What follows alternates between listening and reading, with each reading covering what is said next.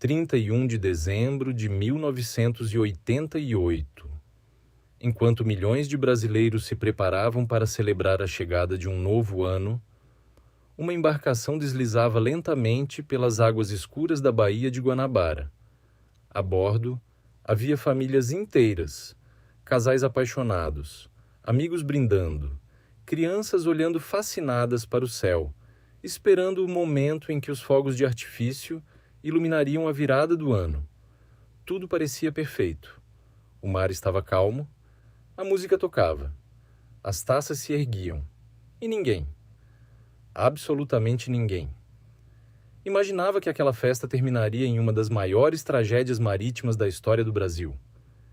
Em poucos minutos, o que era alegria se transformou em gritos. O que era comemoração virou desespero. Pessoas começaram a correr pelo convés tentando entender o que estava acontecendo. Algumas procuravam seus filhos, outras tentavam vestir coletes salva-vidas. Muitas simplesmente não conseguiam acreditar que um barco considerado símbolo de luxo estava afundando diante dos seus próprios olhos.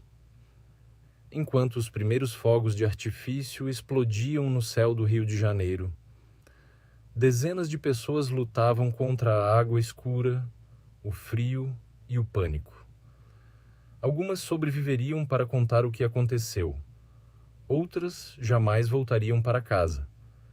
Décadas depois, essa tragédia continua cercada por perguntas que ainda intrigam muita gente.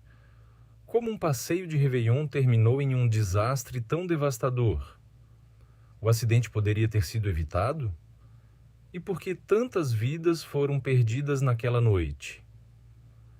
Essa é a história do Bateau Mouche IV. E tudo começou muito antes da contagem regressiva para 1989.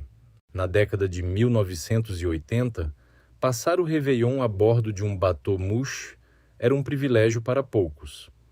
Enquanto milhares de pessoas ocupavam as praias do Rio de Janeiro, os passageiros daquela embarcação esperavam assistir aos fogos de um dos melhores lugares possíveis, o mar. O passeio prometia uma noite inesquecível, com música, jantar e uma vista privilegiada da virada do ano. Entre os passageiros havia famílias, casais e grupos de amigos. Todos embarcaram com o mesmo objetivo: celebrar a chegada de 1989. O que eles não sabiam era que, antes mesmo de o barco partir, já existiam problemas que mais tarde seriam apontados pelas investigações como fatores que contribuíram para a tragédia. Sem desconfiar de nada, a embarcação seguiu viagem enquanto a contagem regressiva para o Ano Novo se aproximava. Pouco antes da meia-noite, o passeio seguia normalmente. A bordo, os passageiros conversavam, brindavam e aguardavam o momento da virada. Mas, em questão de minutos, o clima mudou. A embarcação começou a apresentar problemas, e o que parecia um simples contratempo rapidamente se transformou em desespero. O barco adernou. Objetos deslizaram pelo convés. Passageiros tentavam entender o que estava acontecendo, enquanto outros procuravam coletes salva-vidas ou ajudavam crianças e familiares. Então, o pior aconteceu. A água invadiu a embarcação e o Bateau Mouche IV afundou rapidamente nas águas escuras da Baía de Guanabara. Enquanto fogos de artifício iluminavam o céu do Rio de Janeiro, dezenas de pessoas lutavam para sobreviver no mar. Equipes de resgate foram acionadas e iniciaram uma corrida contra o tempo.